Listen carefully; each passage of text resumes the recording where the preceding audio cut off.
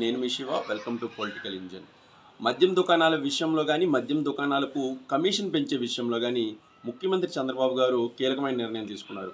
అయితే మద్యం దుకాణాలు నోటిఫికేషన్ ఇచ్చే సమయంలో 20% మేర కమిషన్ ఇస్తామని చెప్పినట్లుగా ఇప్పుడు జరగట్లేదని మనం గత వీడియోలోనే చేసుకున్నాం. ప్రస్తుతం 10 నుంచి కొన్ని చోట్ల 9.5, కొన్ని చోట్ల 10.5 అట్లా విభిన్నంగా కమిషన్ వస్తున్న తరుణంలో ఇప్పటికే మద్యం దుకాణాలు పాడుకున్న వాళ్ళు మొదట ఇచ్చినట్లుగా 20% కమిషన్ ఇవ్వాలి అని డిమాండ్ ఎక్కువ అవుతున్న తరుణంలో ముఖ్యంగా ఎలా ఇంత తక్కువ మొత్తంలో కమిషన్ అయితే మేము మద్యం దుకాణాలు కూడా నిర్వహించుకోలేని పరిస్థితి వచ్చింది అని రాష్ట్ర వ్యాప్తంగా ఉన్న మద్యం దుకాణదారులు మొత్తం సుమారుగా 3,300 దుకాణదారులు ఒకేసారి గగ్గోలు పెట్టడంతో ముఖ్యమంత్రి గారు ఈ విషయాన్ని అయితే సీరియస్గా తీసుకున్నట్లయితే కనిపించింది.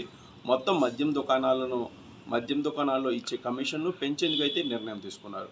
ముఖ్యంగా ఇప్పటివరకు మనం చెప్పుకున్నట్లుగా 10 పాయింట్ వచ్చేది 10% వరకు ఒక్కో బాటిల్ అమ్మకం మీద 10% వరకు మాత్రమే రిటైలర్లకు వెళ్ళేది. ఇప్పుడు 14%. 14% మేర కమిషన్ అయితే రిటైలర్లకు వెళ్ళనుంది.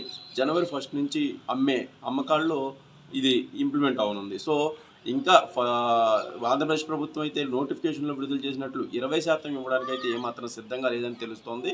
కేవలం 14% వరకు మాత్రమే ఇది ఆగిపోనుంది అని అయితే అర్థమవుతుంది. ఎందుకంటే తెలంగాణలో కూడా 14% కమిషన్ మాత్రమే ఇస్తున్నారు. సో తెలంగాణతో పోల్చినప్పుడు సరిగ్గా తెలంగాణతో సమానంగా రిటైలర్ కూడా ఇవ్వాలి అని అయితే నిర్ణయం తీసుకున్నారు. సో ఇక నాకు తెలిసి అయితే మద్యం దుకాణాలకు సంబంధించి కమిషన్ మరింత పెరగకపోవచ్చు అని అయితే నేను చెప్పదలుచుకున్నాను. సో దీనికి సంబంధించి కూడా మళ్ళీ కళ్ళుగీత కార్మికులకు సంబంధించి కూడా ఒక నిర్ణయం అయితే వెలువడింది.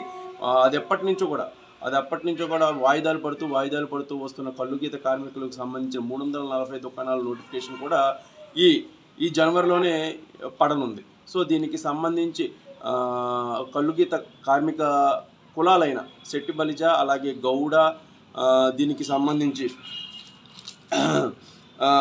శ్రీశైన, సెగిడి, గౌండ్ల, యాత, సోండి వంటి కులాలకు సంబంధించి వీళ్ళు కళ్ళుగీత కార్మిక సంఘ కులాలు.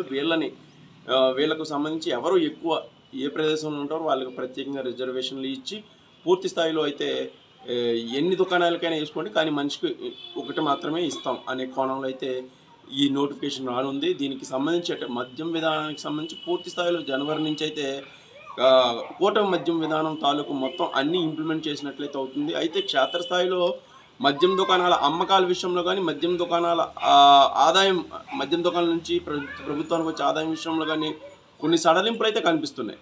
ముఖ్యంగా ఈ క్షేత్రస్థాయిలో ఈ పర్మిట్ రూముల విషయమే కానీ లేకపోతే ఈ సమయం విషయంలో ప్రభుత్వం పూర్తిగా కాస్త సడలింపులు ఇచ్చింది.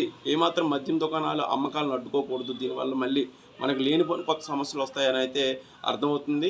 అందులోనూ 99 రూపాయల మద్యం ఎక్కువగా వినియోగిస్తున్నారు. 78% ఈ మద్యమే వెళ్తున్నట్లు. అంటే దిగువ స్థాయి లేకపోతే పేద వ్యక్తులు ఎక్కువగా ఈ మద్యాన్ని వినియోగిస్తున్నారు. దీనివల్ల ఆదాయం కూడా తగ్గుతుంది అని చెప్పినప్పటికీ కూడా ఆ మద్యాన్ని అలాగే ఉంచండి అని ముఖ్యమంత్రి గారు చెప్పడం అయితే మద్యం దుకాణంలో పూర్తి స్థాయి ఒక రూపం అయితే ఈ జనవరి నుంచి అమల్లోకి రానుంది. ఇది అలాగే ఇంప్లిమెంట్ అయ్యే అవకాశాలు అయితే స్పష్టంగా కనిపిస్తున్నాయి. మద్యం విధానంలో ఇంకా క్షేత్రస్థాయిలో ఉన్న పరిస్థితులు ఏమైనా మీకు తెలిస్తే ఖచ్చితంగా కామెంట్ చేయండి. దాని మీద అయితే ఖచ్చితంగా చర్చిద్దాం.